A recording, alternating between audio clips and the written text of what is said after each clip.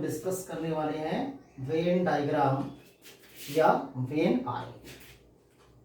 तो देखते हैं वेन आरेख होता क्या है।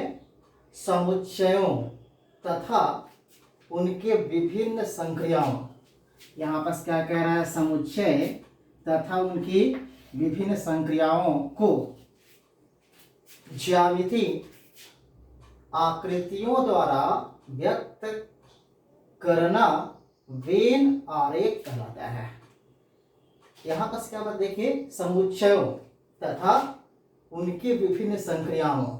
अब समुच्चय क्या होता है, जैसे संक्रिया की यदि हम लोग बात करते हैं तो ये हो जाएगी संघ। तो संघ एक संक्रिया है, इंटरसेक्शन सर्वनिष्ठ एक संक्रिया है, असंयुक्त एक संक्रिया है, अंतर एक संक्रिया है। उसी प्रकार बोल रहा है समुच्चयों, तो ए और बी, ए और बी, यहाँ भी ए और बी होगा और यहाँ भी ए और बी होगा। तो इसको हम लोग क्या कहते हैं, इसके समुच्चय। तो समुच्चयों और उनके संक्रियाओं को हम लोग क्या कहते हैं, ज्यामिति आकृति द्वारा व्यक्त करना ही वास्तव में क्या कहलाता है, वेन डायग्राम कहलाता है, जिसमें समुच्चयों को वृत्त द्वारा, समुच्चय जो होगा ए और बी समुच्चय जो है उसको वृत्त के द्वारा, समुच्चय कैसे करना है आपको, वृत्त के द्वारा, तथा समष्टि समुच्चय यूनिवर्सल सेट को हम लोग क्या करते हैं, आयत के द्वारा, इस प्रकार से आयत के द्वारा हम लोग क्या करेंगे, प्रदर्शित करेंगे। हम देखते हैं पहले इसके एग्जांपल में, जैसे समुच्चयों का संघ। सबसे पहले हम यहाँ बना दिए संघ। ये क्या हो गया, ये यूनिवर्सल सेट हो गया। ये क्या हो गया, यूनिवर्सल सेट हुआ। और इस यूनिवर्सल सेट के अंदर में क्या होगा, यूनियन सेट होगा। तो यूनियन सेट किस प्रकार से होगी,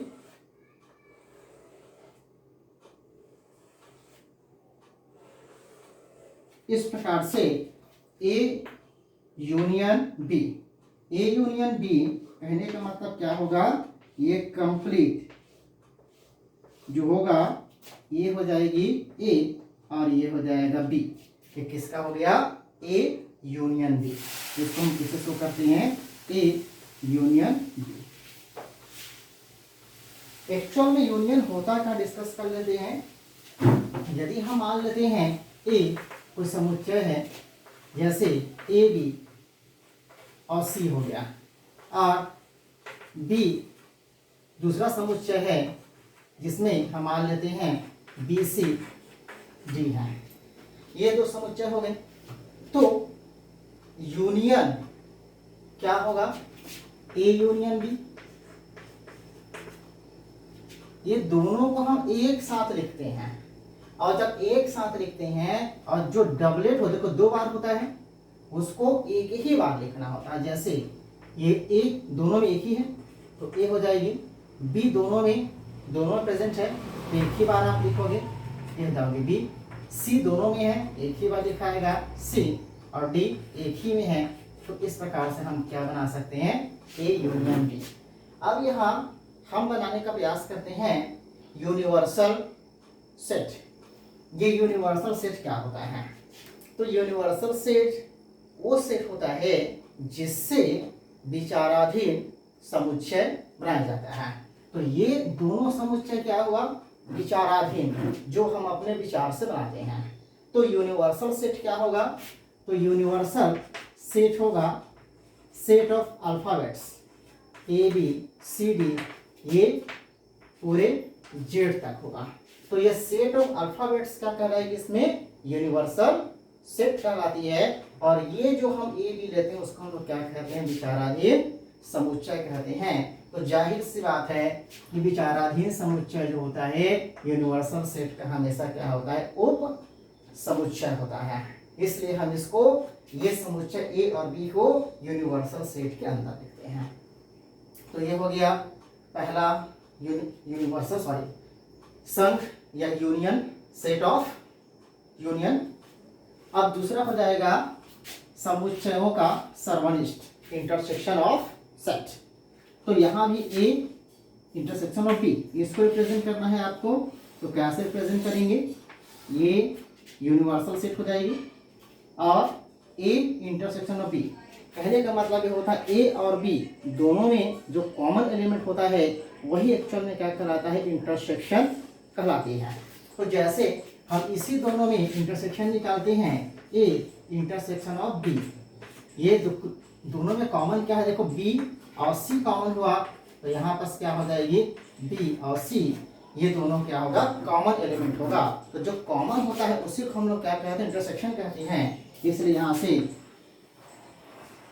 ये पहला सेट हुआ, ये दूसरा सेट हुआ, तो ए हो जाएगी, ये बी। तो ये जो कॉमन एरिया है, इसी कॉमन एरिया को हम लोग क्या कहते हैं, इसी कॉमन एरिया को हम लोग क्या कहेंगे, ए इंटरसेक्शन ऑफ बी। इसको हम लोग एरिया को क्या कह रहे हैं, यूनियन है, और यहाँ ये कॉमन एरिया को हम लोग क्या कहते हैं, इंटरसेक्शन कहते हैं। उसी प्रकार आता है असंयुक्त। असंयुक्त समुच्चय का मतलब होता है ऐसे दो समुच्चय जिसमें एक भी अवयव उभयनिष्ठ ना हो, तो ऐसे समुच्चयों को हम लोग क्या कहते हैं, असंयुक्त समुच्चय कहते हैं। इसमें इस प्रकार से यूनियन, सेट ऑफ यूनियन, ये एक सेट हो जाएगी और ये दूसरा सेट, इसको ए सेट मान लिए, इसको बी सेट माने हैं। देखिए इसमें कोई भी एलिमेंट कॉमन नहीं है, जैसे यहाँ कॉमन एलिमेंट यहाँ पास होता, जैसे यहाँ पास कॉमन एलिमेंट बी और सी आया था तो बी सी यहाँ पास लिखा जाता, तो यहाँ कोई भी एलिमेंट अभी कॉमन नहीं है, तो उसका हम लोग क्या बोलते हैं, असंयुक्त, या हम कहते हैं डिसजॉइंट सेट। तो ये क्लियर हो गया। अब हम डिस्कस करते हैं समुच्चयों का अंतर, सेट का डिफरेंस, डिफरेंस ऑफ सेट। तो हम फिर यहाँ पास लेंगे, इसके पहला केस ले लेते हैं ए माइनस बी। अब ए माइनस बी निकालते कैसे हैं, डिफरेंस कैसे निकालते हैं, तो हम पहले डिफरेंस निकालना सीख जाते हैं। इसी दोनों सेट का हम डिफरेंस निकाल रहे हैं, ए माइनस बी, तो ये हो जाएगी ए बी सी और ये हो जाएगी बी सी डी। तो एक्चुअल में जब डिफरेंस हम निकालते हैं तो जो सिमिलर पार्ट होते हैं ये दोनों कट जाएंगे, कटे। अब यहाँ पास क्या बचते हैं, जो पहला सेट होता है उसी के एलिमेंट को हम यहाँ पास लिखते हैं इस प्रकार से। तो यहाँ पास क्या हो जाएगी, A minus B is equal to A. तो इसका जो डिफरेंस ऑफ सेट कितना हो जाएगा, ए आएगी। ये बच भी जाते, इसको नहीं लिखना होता है, ये इसके अंतर्गत नहीं आता है, केवल लेफ्ट साइड का जो एलिमेंट्स होंगे, जो बचा हुआ एलिमेंट होगा उसी को हम यहाँ पर लिखते हैं। तो इस प्रकार के सेट को हम लोग क्या बोलते हैं, डिफरेंस ऑफ सेट कहते हैं। तो देखते हैं डिफरेंस ऑफ सेट को हम लोग किस प्रकार से रिप्रेजेंट कर सकते हैं।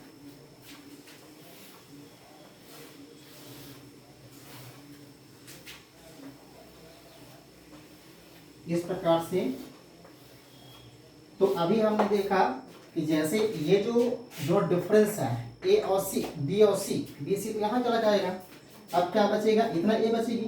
तो ये जो बचा हुआ जो एरिया होगा, इसी एरिया को हम लोग क्या कहते हैं, ए का एरिया जो होगा उसी को हम लोग क्या कहेंगे, डिफरेंस ऑफ सेट। ये जो एरिया देखो, ये बचा हुआ एरिया जो है यही कहलाता है डिफरेंस ऑफ सेट। इसको हम क्या कहेंगे, ये यूनियन हो जाएगी, सॉरी यूनिवर्सल सेट हो जाएगी। तो ए माइनस क्या हो जाएगी, बी, ये एरिया क्या कहलाएगी, ए माइनस बी। इसी प्रकार से हम देखते हैं इसका पांचवा जो पॉइंट है उसको अपोजिट कर देते हैं। अपोजिट करने का मतलब क्या हो जाएगा, बी माइनस सी।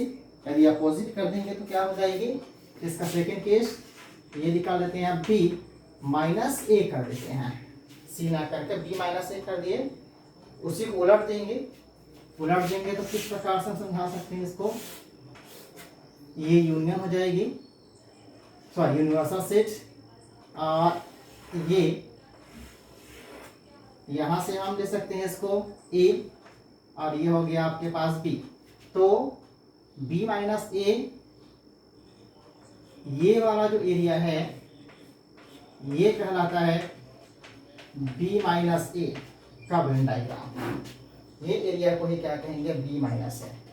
कहने का मतलब ये होता है जो डिफरेंस हम निकालते हैं, यदि x is element of b minus A होगा तो इसका मतलब ये होता है कि x एलिमेंट है b का तथा x does not element of है।